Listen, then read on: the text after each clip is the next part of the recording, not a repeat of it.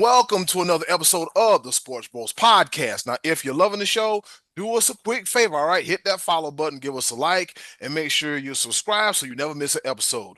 Whether you're tuning in on Apple Podcasts, Spotify, YouTube, Facebook Live, and Twitch, as of today, Be Live, shout out to Be Live for getting us on Twitch. Your support helps us bring the heat each and every week.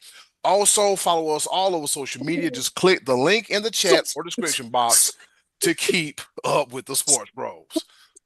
Fred's got a new shirt. Wait a minute. What in the hell is going on?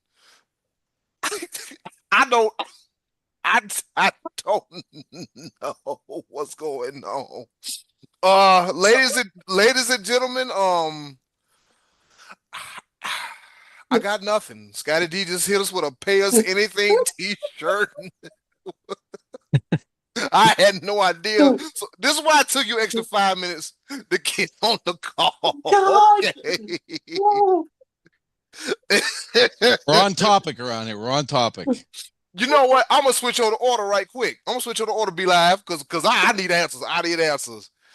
Ladies and gentlemen, and introducing from the he is the pride of Washington, Pennsylvania. He is the one, the only, the money man, Scotty D. What's going on in the world today? Oh no. Oh yeah, I sing. Yeah, I'll sing a song. We're going off the rails on a crazy train. Oh man. Ooh. Been a rough couple days with the celebrities, but yeah, I saw I saw the WNBA's shirts they had, and I thought, hey, you know what? We should get paid something, right? Anything. Pay us anything. Yeah, we're gonna create a cash app in a little bit at this rate. God, man. Scotty D, I appreciate you so much. Oh, I was not ready, bruh. Golly. Oh man. Oh my goodness. Oh. Yeah, I reside in Fayetteville and all the things that he says, and I run some things. But man, what's happening? What's going on in the world today? I'm okay. I'm gonna make it. I'm gonna make it through the show. But man, usually stuff like this we covered before the show, but I just happened to look and I couldn't help. I don't know how I didn't notice that, but Scotty D, you were number one with that one, bro. Oh, I appreciate you so much for that. God, that is literal tears, ladies and gentlemen. Pay us anything. That has to be the title of the show. Yes. That's the title of the show.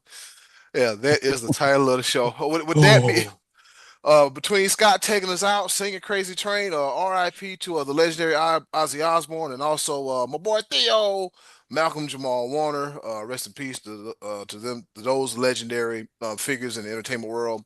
And also, while I'm at it, I just saw a few minutes ago, breaking news, the Honey Badger, Tyrann Mathieu, has thrown his cleats on the power line. He's like, you know what? I'm done, baby. That's it. Time to hang up.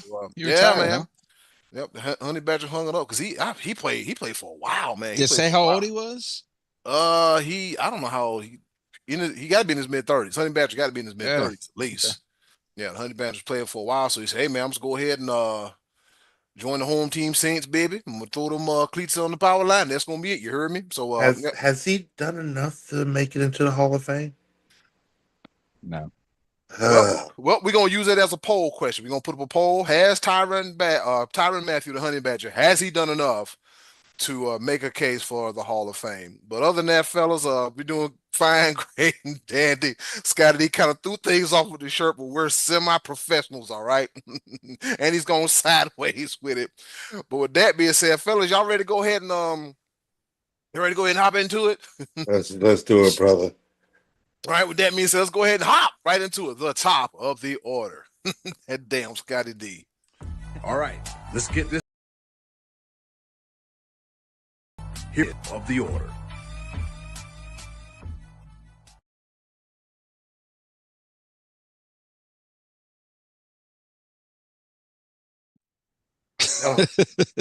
That was phenomenal. Totally phenomenal. All right, fellas.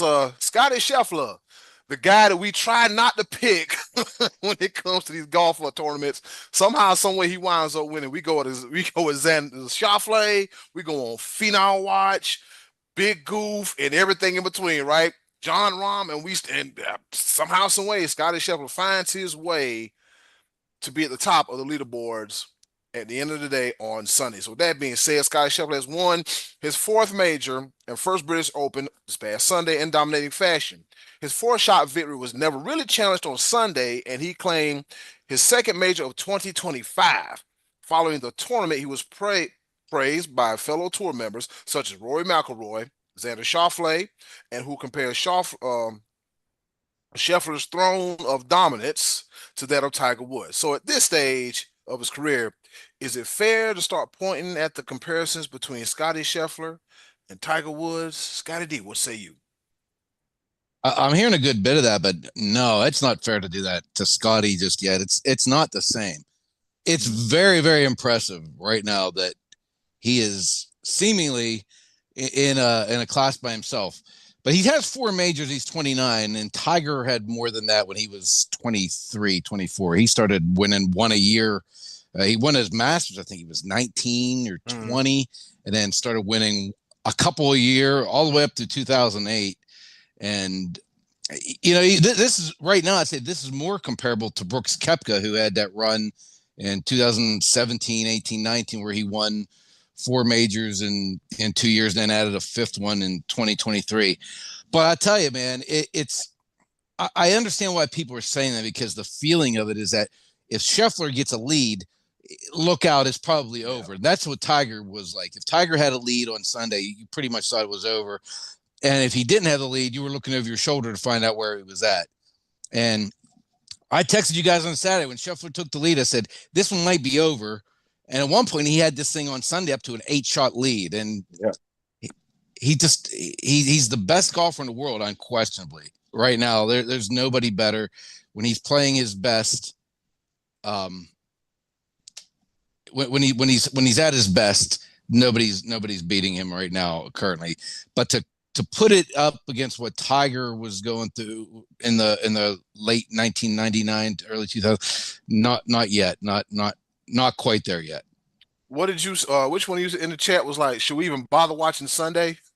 I mean, it is what it is, so to speak. But no, I will say this, on that question right there. Yes, you absolutely have to watch it because it's magical. It's absolutely magical. Yes, we like to see the tight races and everything like that. Every ball counts, stuff like. But what Scotty Scheffler does is magical. Like, not only does he have the lead, and most golfers would just say, you know what, I'm good. I'm gonna lay it up. I'm gonna go easy at it. No, he had the lead, and then came out hole one and hole two for birdie. He said he's just gonna continue to build on it. And just watching him, even when he misses, he just comes back with something and is like, oh, you know what? He made a slight mistake. I think he had a double bogey, and me and Scotty both were like, oh, we might have something. And then it wasn't. The next hole, he birdied the next hole. It was like, what? Nothing phases this guy. But this is the one thing I want to say, because here's one thing that we all suffer from, especially in the society that we live in. We live in a world of recency. We live in a world that what we see in front of us is the best thing that's ever happened. And it's not even close. And as much as the run that Scotty Scheffler is having right now is magical, he's only 29. Now, a lot of things can happen in the next 10 years of golf. Who says if he can keep his body up or whatever? But at the end of the day, Tiger Woods, by the time he was 29, had already achieved the career Grand Slam twice. Scotty Scheffler has 4 major titles. Tiger's won the Masters 4 times by the time he was 29. Like, Tiger Woods had 10 majors by the time he was 29, 40 PGA wins. It's not.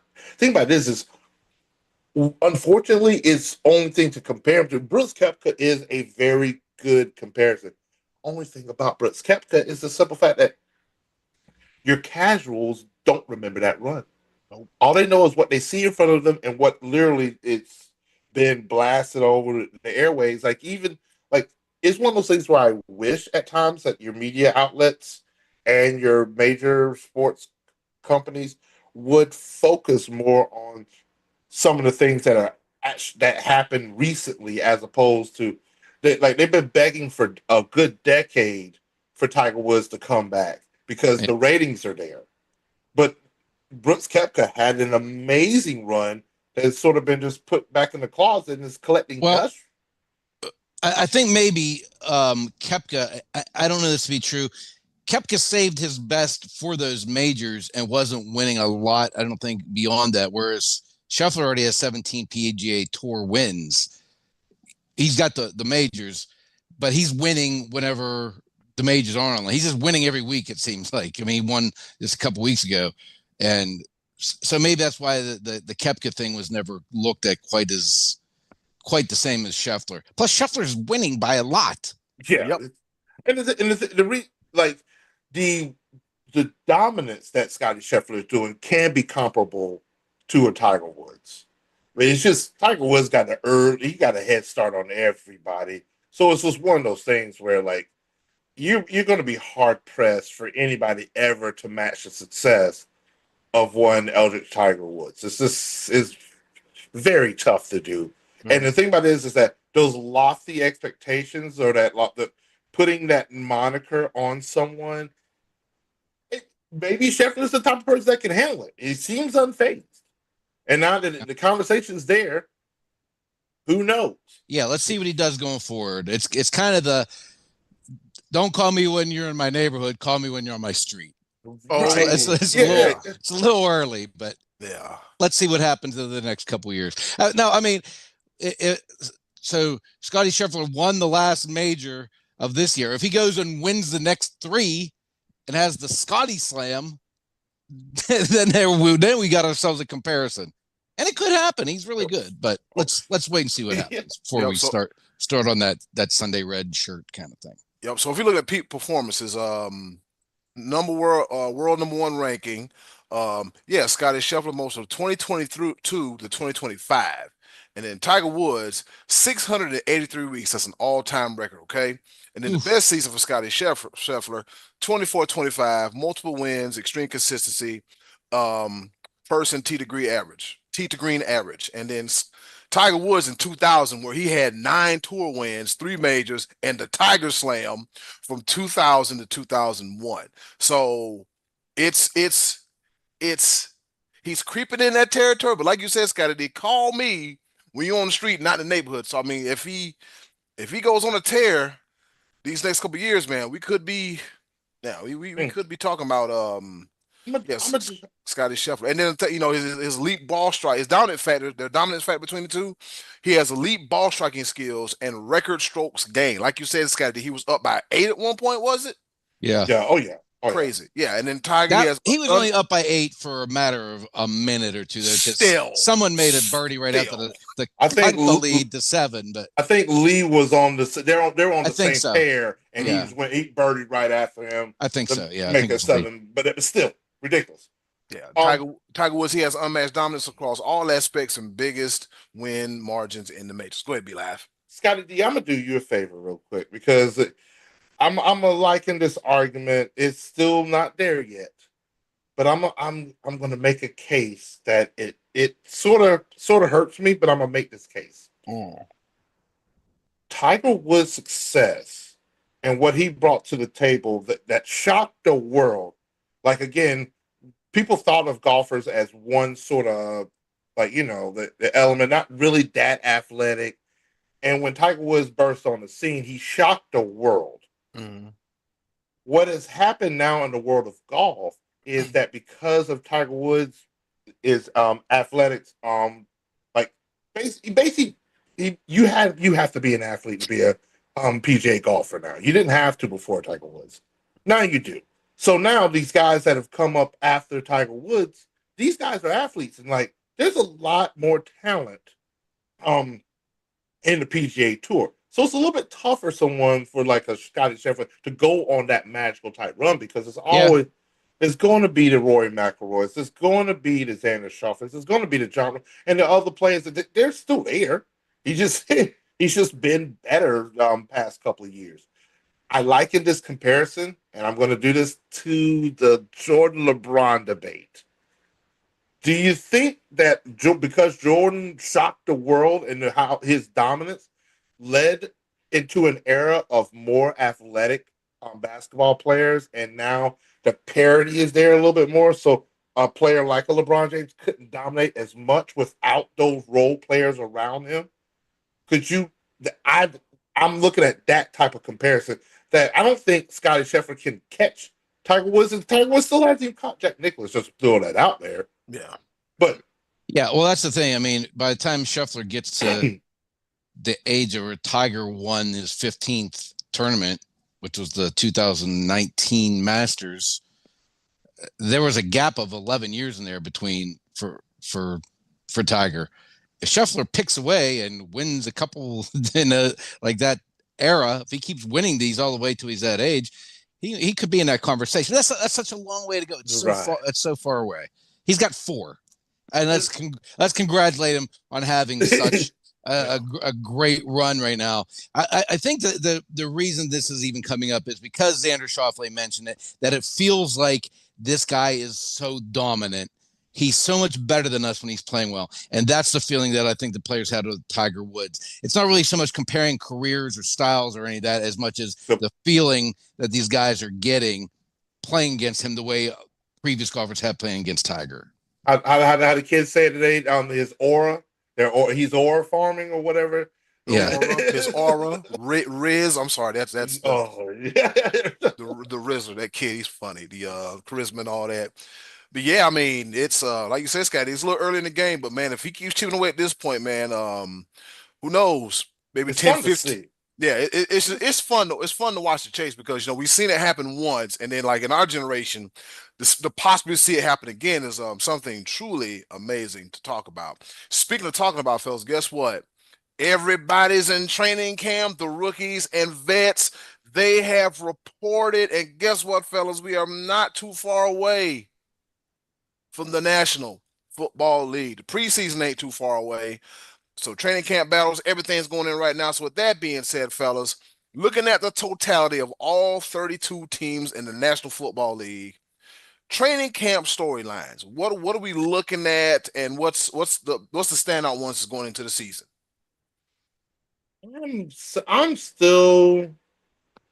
I'm watching Cincinnati. Okay. I'm watching Cincinnati because Trey Henderson is still hasn't got his pay yet, and and they're reluctant. He just left the state, they said. Oh boy. He what? He just left the state. I guess Bengals owner Brown was saying just a couple days ago, I think we're close. We're getting there. We're negotiating. We're working on it. And then he sent a tweet out from Florida today. And we're not that close. Yeah, he not. No. He down there in Key Largo somewhere getting a tan. He left on a fishing boat, drinking a beer, eating some chicken. But not even Trey Henderson, but their first round draft pick. There's talks of him returning back to school. That's not going to happen. I'm pretty sure it's not going to happen. But the fact that the owner has come out and stated, "Hey, bro, there's just the language in the contract is just to protect us. If just so happen your behind gets in trouble and goes to jail, we feel like we shouldn't have to pay you if you end up in jail." And he's like, "Nah, I'm not signing that, bro." What are we doing? Yeah. Like, man, that's like contract signing 101. What are you trying to do at this moment? He's mad because he said no one's ever done that for the Bengals before, but other NFL teams are doing it, and the Bengals are just now catching on to it. And that's where the problem is.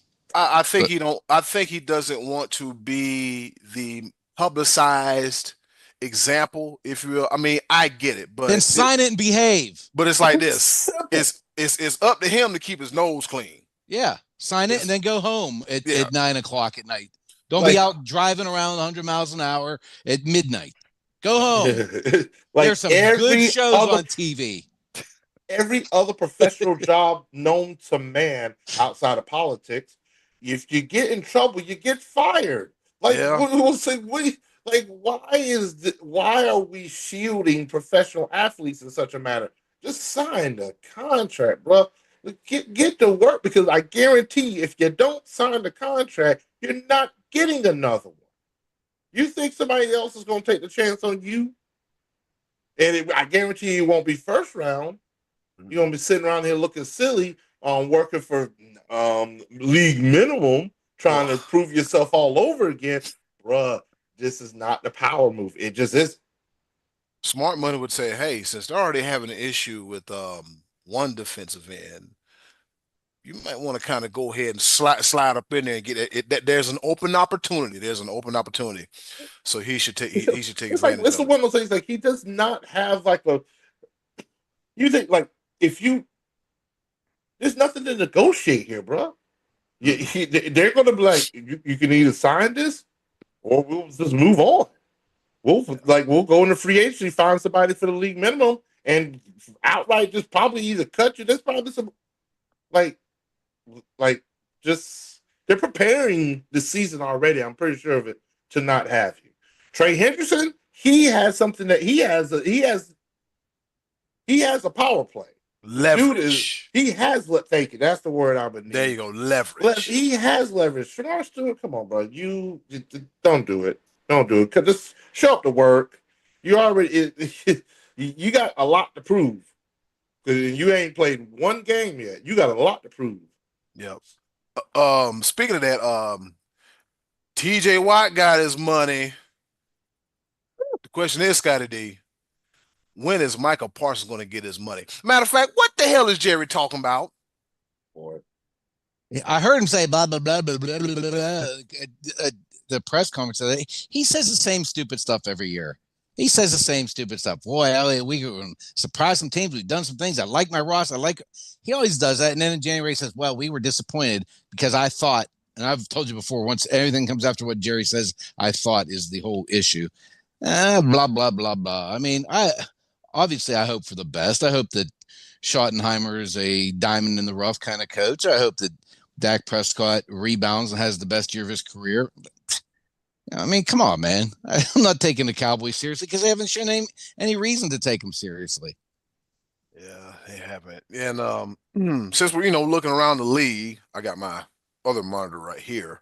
I'm interested to see um the chemistry between T-Mac, Ted McMillan, and Bryce Young on the Carolina Panthers, because B-Live, as we know, that wide receiver room is loaded. It is loaded. So it'll be interesting to see out of the bunch who makes the roster, because they're predicting Xavier Legette as wide receiver one, followed by McMillan, and the rest goes forward. So that's another interesting watch as well, too.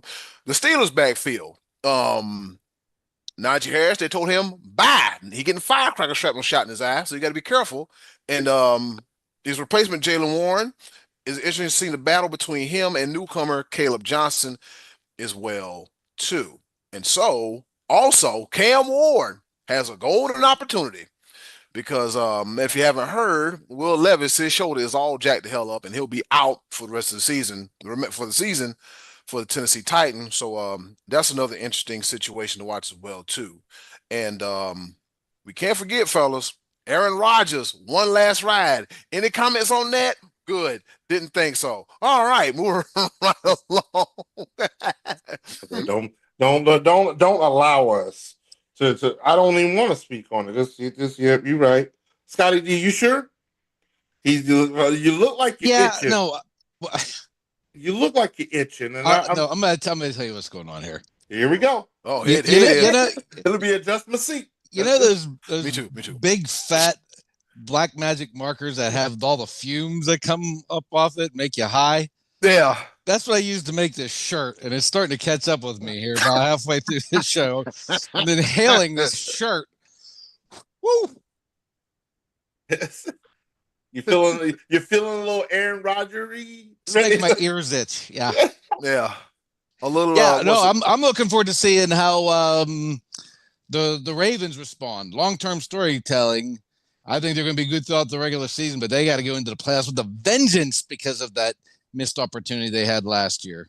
Ooh. Yeah, And actually, the same for the Bills. I mean, can the Bills get over the Kansas City Chiefs hump this year? That's going to be the thing. Can anybody dethrone the Chiefs who went to the last 3 Super Bowls? That's a big storyline going in. Oh man. Oh, good. Today's what, the 22nd? Yes, today's Oh, the Lord. 22nd. It's about to be the longest month and a half. But man, at least I get to see Eddie Cool get to see it this weekend, so I'll feel a little bit better about it. Yeah, that's a good thing. That's a good thing. That's one of the best parts about going on vacation because I left work early. I said, I'm like, all right, I'm out. I'm doing no more work. No more. My last day at work was yesterday, Monday at 2:58 p.m. Eastern Standard Time. I said, man, I'll see y'all when I get back. All right. So before we go any further, we probably gonna have to take a break, but we're gonna start it anyway. We talked about the top 10 quarterback list. Well, guess what? We got another one. We got a top 10 wide receiver list. All right, conducted by ESPN and them, with coaches, scouts, execs, and all that good stuff. So let's go ahead and get into it. Number 1, Jamar Chase. No surprise. Number 2, Jay Jettas, Justin Jefferson. 3, Tyreek Hill, Miami Dolphins. 4, CD Lamb, CDs. Oh, my bad. AJ Brown, number 5, Philadelphia Eagles. Amon-Ra St. Brown, number 6. Number 7, Malik Neighbors, who had a spectacular rookies campaign. Number 8, Nico Collins, right? Number 9, Mike Evans. And rounding out the top 10, Garrett Wilson of the New York Football Jets. Did they get it right? Did they get it wrong? Who did they leave off? And if you were to circle things around, what would you do? I think I would move Amon-Ra St. Brown up and Tyreek Hill down. Yeah. Just because Tyreek didn't really have a great season last year, and he sometimes is seen uninspired, and it seemed like, I don't know, maybe he made a bundle of money by going to Miami, but career wise, going to Miami wasn't the best for him. How could it be? You left Patrick Mahomes. You can't get better in this day and age.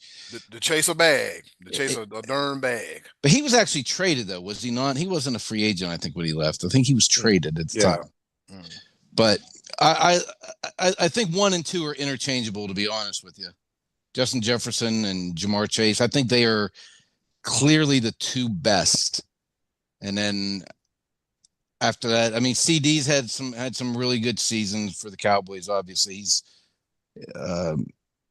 I think he has the most receptions in the last 4 years. He puts up numbers every year. AJ Brown is kind of quiet, I think. You don't really think of the elite receivers when you think of him. And I think Terry McLaurin should be on that top 10 list somewhere. Yes. I think that guy's really good. And I kept saying last year, I think Washington is missing the boat by not trying to feature him more. They were static with the way they used him. I think they were just using him like on the right side of the field instead of moving him around and trying to say, hey, that's our best guy. Let's get him the ball. And maybe we'll see now that he has a little bit more rapport with Jaden Daniels if it happens going forward. But that's really my thoughts on it. Not a bad list. They need to get him some money too. All right. Yeah, he has to sign. That's true. That's first. Yeah, gotta get this man some money first, man. He's Terry McLaurin is quietly one of the most consistent receivers in the league over the last handful of years. So, I mean, pay the man, give him his money. All right, fellas. So, after Garrett Wilson, we kind of got the honorable mention list, if you will, and guys that didn't make it. Terry McLaurin was one. Puka Nacua was another one. Brian Thomas Jr., 1, 2, and 3 of guys or honorable mentions that did not make the list. I'm with you, Scotty D. I think St. Brown and Tyreek Hill should switch spots because St. Brown has a good quarterback in Matthew Stafford, and St. Brown is consistent.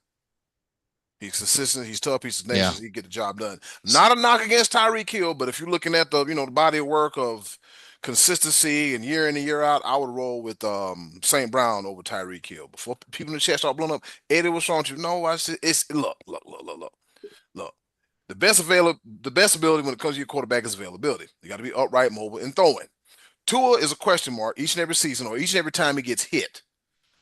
You don't know if he's going to get up. You don't know what's going to happen. You have no idea. But with Jared Goff, he doesn't get, knocked down that, often. And if he does, he gets back up and it's not, for a long time. But yet still, it's just the fact that, hey, you have to realize that the best ability is availability when it comes to quarterbacks. All right. So yeah, that's why we switching the two. Because no.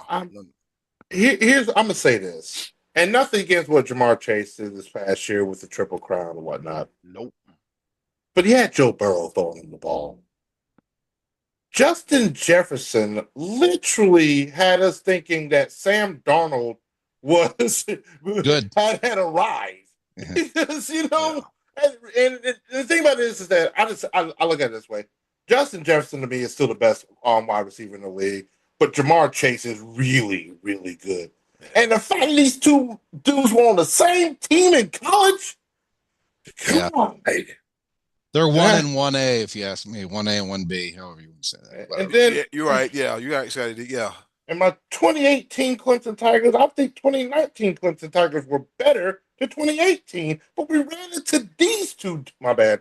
I saw the timer. I'm okay. You ran and be like, look, man. You ran to the buzzsaw, bro. The Tiger Bowl, that was a good bowl. Boy, I ran to that damn buzzsaw. And I was like, God, boy, he threw for like what? Was it 60 touchdowns? 5,000 yards? It was ridiculous. Ridiculous. It was a three-headed monster of him, Justin Jefferson, Jamar Chase, and Terrace Marshall. Speaking of falling off the damn milk carton. And it was like, man, wow.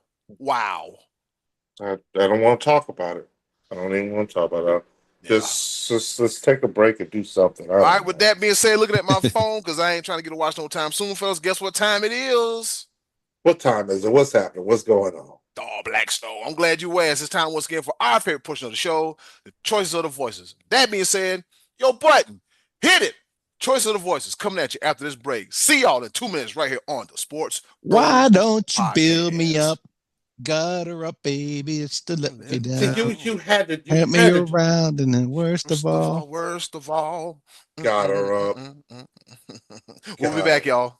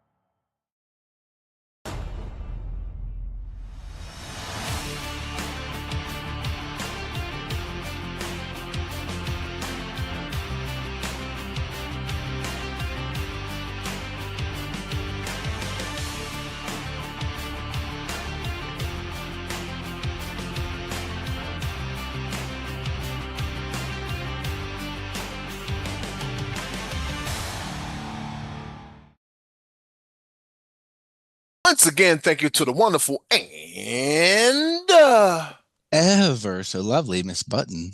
for introducing our favorite portion of the show, the choices of the voices. When we ask y'all a question, you give us an answer, and we talk about it right here, just like we did Scotty D T-shirt on the Sports Bros podcast. He still might be high off those magic marker fumes. Woo!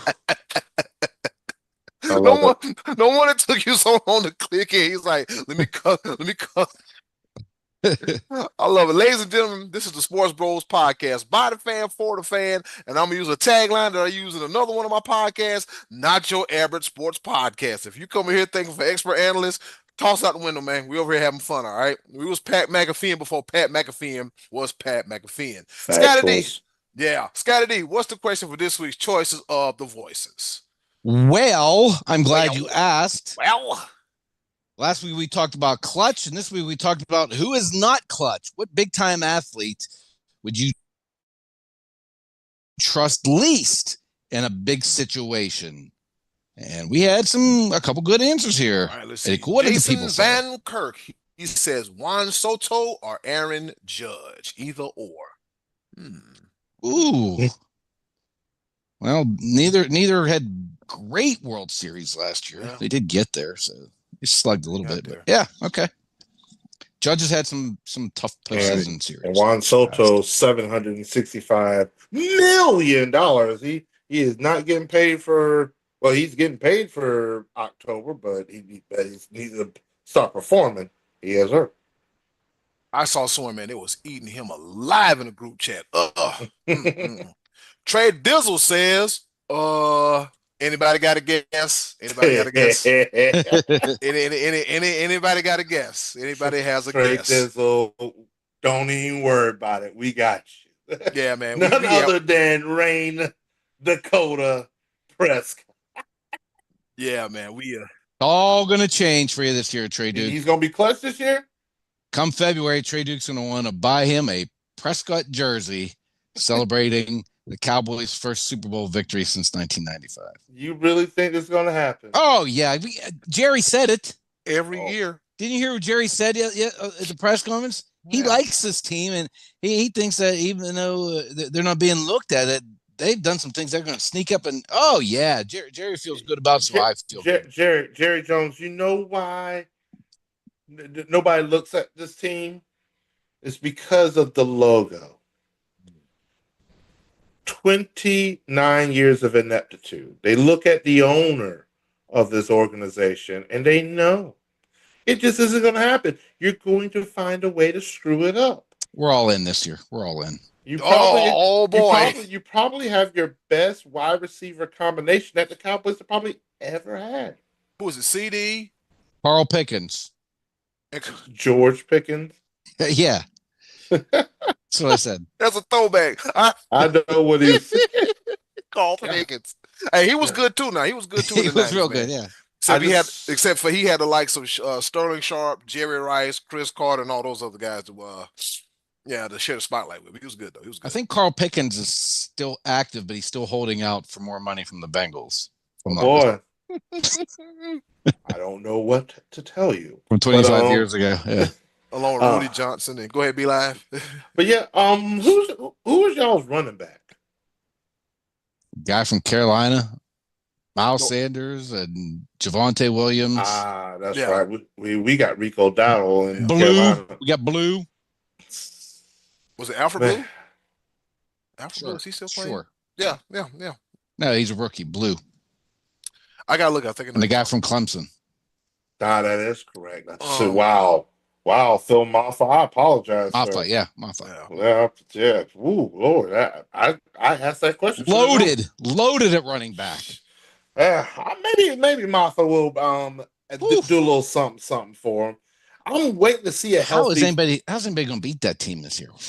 I'm waiting on a healthy Phil Maffa because he was not healthy the past 2 years at Clemson, especially last year. He had a shoulder injury that he played through the entire year, but he was not the same type of person. But we'll see. But yeah, Rain Dakota Prescott.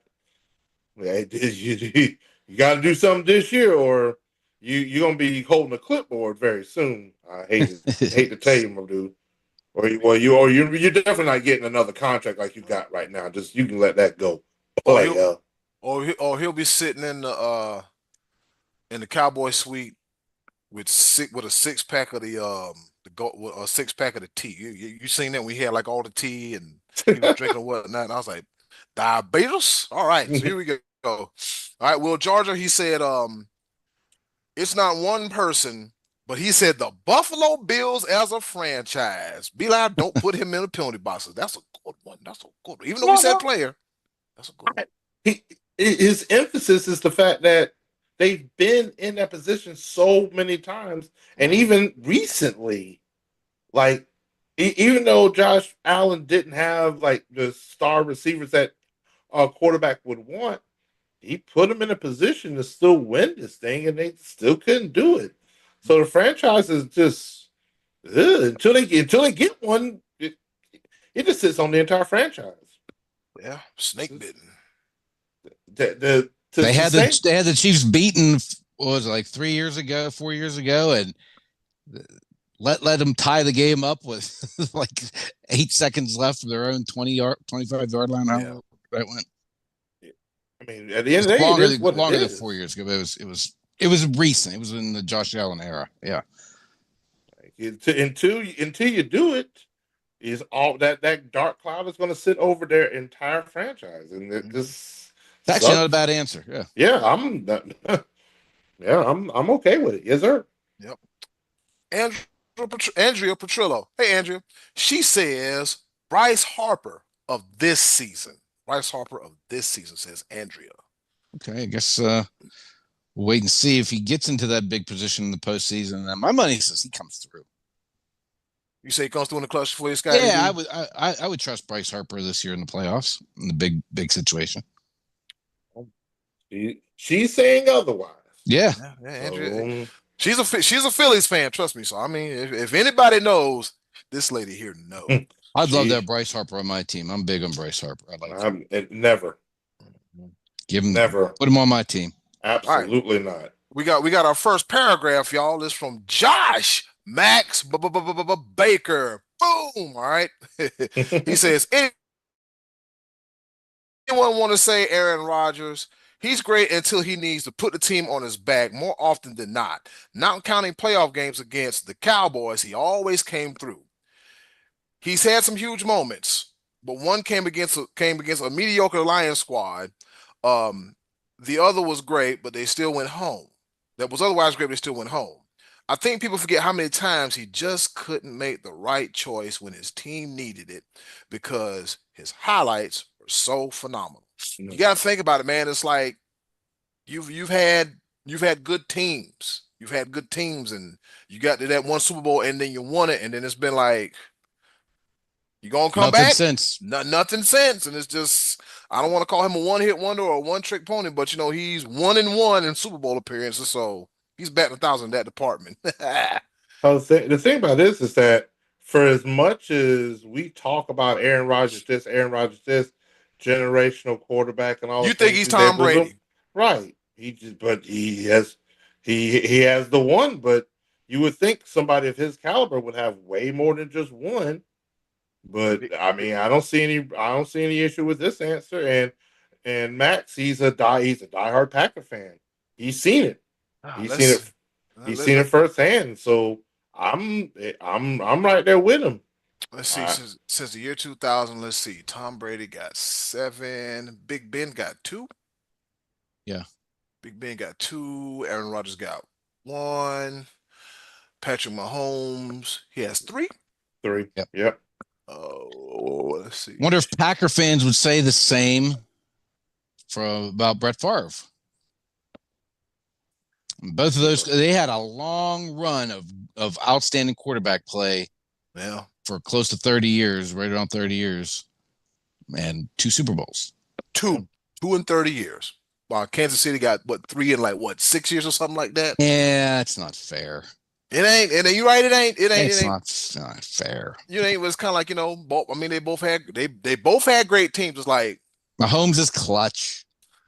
That he is. Well, That he is. that's the whole purpose of this conversation is that Mahomes is more clutch than Aaron Rodgers. Yeah. Aaron That he is. Rodgers just hasn't. And the thing about this, the opportunities have been there. They've been It's not like he hasn't had some pieces around him. Now the fact that the Packers they finally drafted a wide receiver in the first round. They never did while Rodgers was there. It blows my mind, but that's whatever. Yeah. And that, Another classic case, one of those penny pinching organizations. You can't pinch pennies, or you're gonna wind up like Cincinnati or some other small market teams. well, they're owned by the people, so all the people are penny pinchers. Oh yeah, that's true. Sometimes it's good to let the people do things. Sometimes it's good to let the people just spectate and watch and let the people get in there. Know what the hell they're doing. Do what they do. All right. Tom, winner, chicken dinner. He says, I would have said Baker Mayfield, but the inquiry specified big time athlete, so he doesn't qualify for this post. He does though, because he won a Heisman, and then he went to Cleveland, and he won a playoff game against the Steelers, and then they let him go. So Yeah, should have kept him. Ed, you had just gotten to Cleveland when Baker Mayfield won that playoff game, and the city just erupted. City was wild. Danger Zone was on repeat. There were so many number 6 jerseys from Sandusky all the way to Euclid down to Akron and all points in between. And then all in on Deshaun Watson. they're all in on Deshaun Watson, Good and move. good move, great move, Cleveland. He's only cost you $250 million guaranteed. Some nasty back rubs, and everything else is just bad. Man. 230. Oh, 230. I don't know why I thought it was 250. I'm being generous. And no, it's all right. It's all right because got to throw in there that Dallas then turned around and paid Dak Prescott $240 million with $231 guaranteed to just one up Deshaun Watson. The two highest At least he guaranteed. plays though. That's part of it. Actually Yeah. being in a helmet on Sundays actually kind of helps make a little bit of that up. What's this cater call? Hey, here we go. I don't want to hear that. No, I don't. I don't say the hood. Hot the ball. Hey, here we go. All the time. That damn. Switch up the cadence a little bit. And Heath Brady rounds up everything. He says, LeBron James, unclutch. It's hard to say a guy that has 4 championships. I mean, I know he has faltered in some big games. I just don't think of LeBron as like a choker just because he has won 4. Well, I see how people could say that, but that doesn't come to mind. Like when I start thinking of LeBron and thinking of ways to describe him, I got to go a little bit of ways before I get to that. Yeah. I'm going to say this, and this is going to be a record. It's going to be an absolute record because this is twice that I've defended LeBron James on the same episode. But people like to put superstars in this bubble when it comes to the NBA. And LeBron James is a small forward. He's not a shooting guard. Like, granted, he's always been like, yes, he's your primary scorer, but in certain situations, you want your best shooter to have the ball in their hands. Ray Allen, Kyrie Irving, there was times where Michael Jordan had Steve Kerr, John Paxson. Like, you don't have to have the ball all the time. And some people fault LeBron for he'll like not having that killer instinct, that and dog, like that Kobe and Michael Jordan, like they're going to win the game regardless of what you do. So they fall for that, but clutch, I wouldn't describe it sort of, not necessarily. But then again, if you're putting him in an upper echelon, if you're putting him in the top 5 players of all time, that's part of it. And so, yeah, the argument is going to be there that maybe he should have been more clutch. And that's what has people doubting his GOAT status amongst the youngsters, which is ridiculous. But I'm just going to throw that out there. He wasn't designed that way.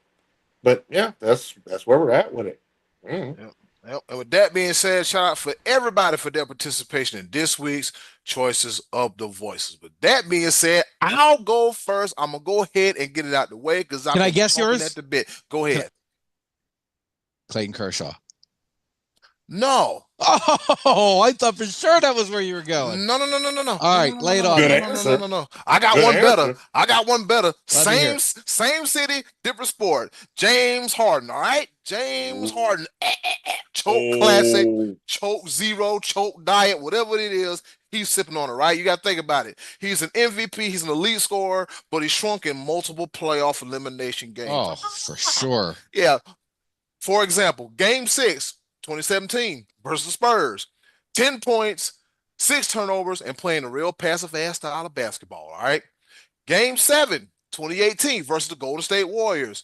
2 of 13 from three. He just took Scotty D's advice. Hey man, if you keep missing, just keep shooting. Just Chuck it. keep shooting. Chuck it up. You're gonna hit something. You're gonna hit something. And he missed 14 threes in a row. All right. And the thing about it is, this hasn't happened in just OKC.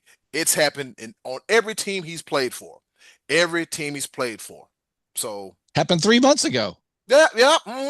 Old choke classic Jones, the beard, James Harden, prolific scorer, but on a milk carton in the playoffs. Scotty D, what say you? You know, he was actually one of the main ones I had in mind when I was asking this question, but then my attention went over because it is Shark Week to the Shark, Greg Norman. Oh, 1986, Greg Norman popularized the Saturday Slam. He had the 54-hole lead going into Sunday in every major and won one of them. In 87 Masters, he lost in a playoff. At the 89 Masters, he missed a 12-foot par putt on the final hole, missed out on the playoffs. The same year at the British Open, he blew a playoff hole. On the final hole, he blew a playoff. And then 96 was probably his masterpiece. Going into Sunday at the Masters, he had a 6-stroke lead and lost by 5 to Nick Faldo. I mean, he's had some bad luck. A couple guys have like chipped in. I think Paul Azinger maybe chipped in once to beat him in a major tournament. But it's because he lets people hang around instead of winning the tournament. And then he was part of the live thing. So, that too. good steak at his restaurant. But other than that, Greg Norman, he blew a lot of opportunities to have his name in lights as one of the all-time great golfers when it comes to putting his stamp on his legacy with major wins. Didn't get it done. B-Live, who you got? Oh, be live real quick. I was told by a Dodgers fan close to me to lay off Clayton Kershaw, so I'm respecting her wishes. So okay, cool. okay. Go ahead, be live. Whoever this Dodgers fan that you know and that's near and dear to your heart that you are going to lay off of Clayton Kershaw, I will not. Oh. He's a bum. I don't care if he's got 3,000 strikeouts. He's a bum. But this question that Scotty D has proposed, I thought about it, and I thought about it over the court, over the sports, all the different major sports or whatnot. And you know, I'm a shock and all type of person when it comes to the things I do on this podcast. Here's the thing. I'm going to start off first by naming the nicknames of this guy. I can tell you right now, this is going to be very highly unpopular. My answer to this, but the record speaks for itself. I mean, this guy was known as Mr. Outside because of his play on the outside, his shot making ability on the outside. He's a country new. He's a country bumpkin. So some people called him Zeke from Cabin Creek. A lot of people also actually nicknamed him Mr. Clutch because of what he in certain big plays and big game situations. But at the end of the day, we see his silhouette all the time. Really? He was 1-8 in the NBA Finals. He probably was in the wrong era of basketball. I'm talking about the logo Jerry West. I had no idea, but I want to hear this, be live. I'm interested. I'm He's intrigued he's now. he's 1-8 in the NBA Finals. Mm. That like I understand that Celtics team was a juggernaut, but you would think as many times we just talked about the Buffalo Bills, but to be 1-8 in the NBA Finals, he holds the record for the losingest player in the NBA Finals in NBA history. Like as much as you want to talk about, he's the only player in NBA history that won the Finals MVP without winning because he was that good. I mean, you had people like Elgin Baylor on your team. You had Wilt Chamberlain on your team. You still can't get a championship. You still can't win the finals in the entire 1960s. You finally got one in 1972 when all the Celtics were no more. You finally got one. This congratulations, Jerry West. But as much as people called you Mr. Clutch, you could be the logo. You're Yeah, great basketball player without question. Hall of Fame, top 75 of all time, all the things. But Clutch, not so much. 1-8, bro. 1-8. I And they just, get I, and they give LeBron hell. Let's just put that in you know what I'm consideration. And they give saying? LeBron hell for going what 3-6. 4-6. So I'm sorry, 4-6.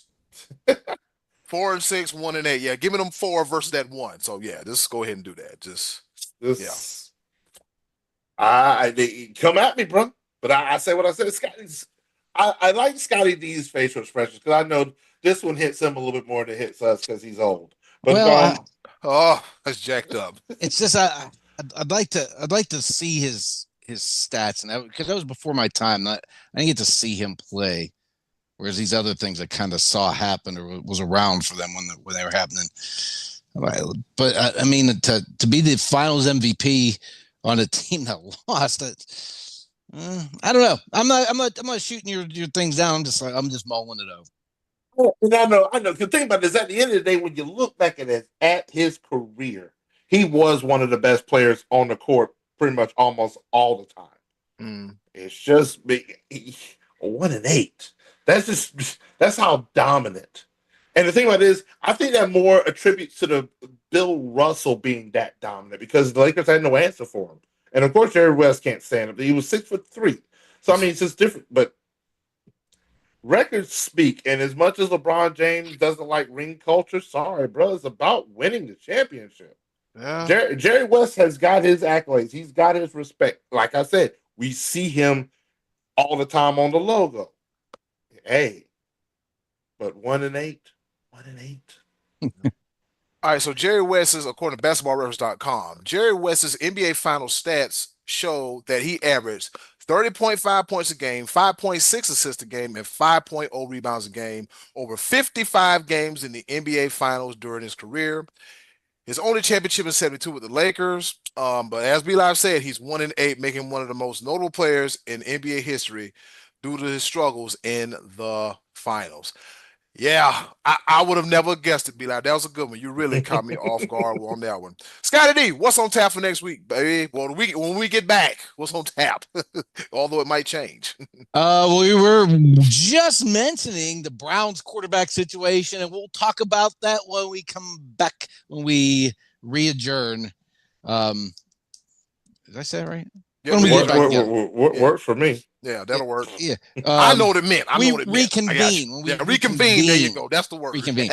Adjournings leave. We're not going to leave again. When we reconvene, we will talk about do you think is going to be the Browns starting quarterback on opening day 2025?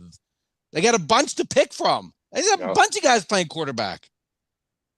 Who do you think is going to be the starter on opening day? And that'll give us something to kick around on the next episode of the SportsBros podcast. It's going to be Brian Sipe, Bernie Kosar, Yaramir Yager. I'm joking. I'm extremely Charlie joking. Fry. Charlie Fry.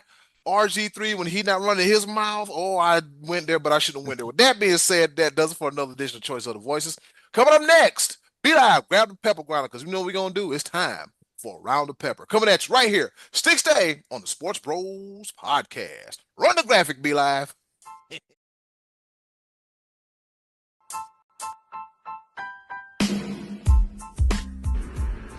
Okay, boys, let's bring it home with a round of pepper.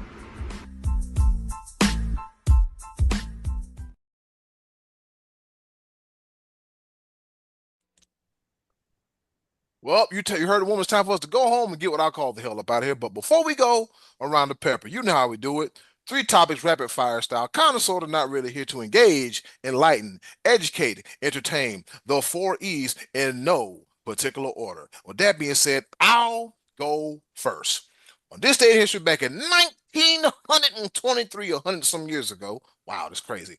Washington Senators, future Baseball Hall of Fame pitcher Walter Johnson becomes the first pitcher to reach 3,000 career strikeouts, a milestone en route to 3,508 strikeouts, with 5 strikeouts and a 3-1 win over the Cleveland Indians. The first to 3K, Walter Johnson. Over to you, Scotty D. The Big Train. Yeah. Called him the Big Train. What he did? Yeah, because he was shaped like a train. Okay. No, he wasn't shaped like a train. I thought about Thomas the Tank Engine. But go. Thomas the Train. Yeah. It's good. So this past Saturday night, the UFC held a pay-per-view in Louisiana where native son Dustin Poirier fought his final UFC match. He lost that fight to Max Holloway in a majority decision, unanimous decision. This guy, he was the interim lightweight champion at one point, but this guy never had a showing in the UFC where he didn't have a great fight. He always put up an outstanding show. He put a great show on every time, gave it all he had thunder and lightning in his hands, and I'm going to be sad to see him go. He will be missed. Thing that I found that it was kind of tugged at my heart a little bit about Dustin Poirier. Final match in his home area, showed a lot of gratitude for having his final match, for the promotion game, his final match in his hometown. Combat Sports final match. Goldberg. I was just thinking that. Yeah. But Dustin Poirier, best of luck to you in your future. Be Live, over to you. Oh man. Definitely respect to Poirier. All right, Scotty D, my first pepper point is going to be directed towards you because for your disdain for the world sport gains yet more notoriety and popularity. Because guess what? Hollywood has more than one soccer owner because, Ryan Reynolds and Wrexham, this whole show about him and all the things they're doing and whatnot. But we have somebody else that is joining the chat when it comes to ownership in soccer clubs across the pond. Our resident uncle, not Uncle Max, our Hall of Famer, but our resident uncle, when I talk about Uncle Snoop Dogg, has now become a co-owner and investor of the Welsh soccer club Swansea. Snoop Dogg is living all of the lives and completing all of the side quests. Now he is a co-owner of a Premier League, former Premier League, but English Welsh soccer club, Chelsea. Snoop Dogg, hats off to you in joining the ownership ranks. Eddie Cool. The ball. Trying Chelsea, to convince a guy known for smoking weed all day, every day. Yep. Yeah. Okay. Hey man, I knew this Good one. coming. Hey. And you tell me he doesn't make sound on business investments. That's a good one. That's a good one. I mean, hey, it worked for the cons. All right, so Snoop Dogg likes weed. I don't smoke weed. Snoop Dogg owns soccer. I don't watch soccer. Hey, that makes you Bow wow wow, yippee yo, yippee yeah. yeah. Death Row definitely. Anyways, all right. On this day in history, back in 1967, Be Live. Guess what our Atlanta Braves did? Oh boy, what date was this? 1967. Sounds like they moved from Milwaukee to Atlanta. Yep, because they were in Atlanta already. Oh, they already were in Atlanta? Yeah. Okay, cool. All All right. right. They established an MLB record for the number of pitchers called upon in one inning. 5. They used 5 in the ninth inning, and they beat the St. Louis Cardinals 5-4. They had to use 5 pitchers be live in one inning to win by one. Well, shoot, we won. Yeah, we won. Shoot, we use 5 pitchers now in 2 innings and lose. We have the lead. And it, no, my bad. I'm sorry. Bring it back. Over to you, Scotty D. Yeah, you guys are lamenting your baseball team. Check this one out. Oh boy. Oh boy. In 2024, the Chicago White Sox went 41 and 121, the worst season in modern Major League Baseball history. This past weekend, those same White Sox swept the Pittsburgh Pirates at home by a score of 27-7. When that happened, the Pittsburgh Pirates, listen to this, guys, their record all-time fell to 10,879 and 10,880. They are now officially, well, they won on Monday, but they dropped to under 500 for the first time since 1903. 100 years it took the Buccos to get to be this bad. There you go, boys. There you go. Another great season. Do better. Sell the team, Bob Nutting. Be live, over to you. Oh, man. Ugh. Scotty D, you're going to appreciate this second pepper point because you like to point out my propensity for drinking. Well, as a young college student at Coastal Carolina University, I used to partake in a lot, and I mean a lot. They kept record at this one gas station on Highway 501 of how many cases of Busch Light that I would purchase. I know exactly what station you're talking about, too. Cross the tracks right there on the right, but go ahead. Boy. So I've drank a lot of Busch Light. But I realized just the other day that I have Major League Baseball to thank for that. And this is why. Back in 1953, August Busch Jr. purchased the St. Louis Cardinals.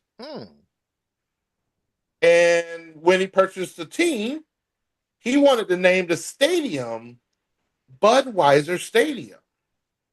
But Major League Baseball had rules in place that you could not name stadiums after alcohol. They just had rules in place.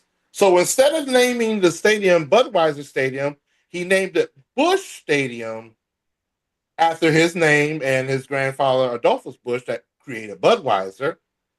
And then he instructed Anheuser-Busch to make Busch beer after he got loophole. He loopholed him. He loopholed the heck out of him. Smart. So Busch and Busch Light was made because of Major League Baseball. And Busch Light is terrible, but it's cheap. And so I thank you, Major League Baseball, for getting me through my college years, or lack thereof, because I don't have a degree. Eddie, cool. The ball. Boy, you know what? Real quick, we spent a lot of time going to that store. The 30 rack costs how much? Yeah, go on and get 2 on because we finna play some beer pong tonight. All right, anyways, but I digress. All right. Third and final pepper point. Scotty D, you gonna love this one. In 2019, your Dallas Cowboys, they were named the most valuable sports team in the world, worth $5 billion. The Yankees came in, your other team, they come in second at $4.6 billion.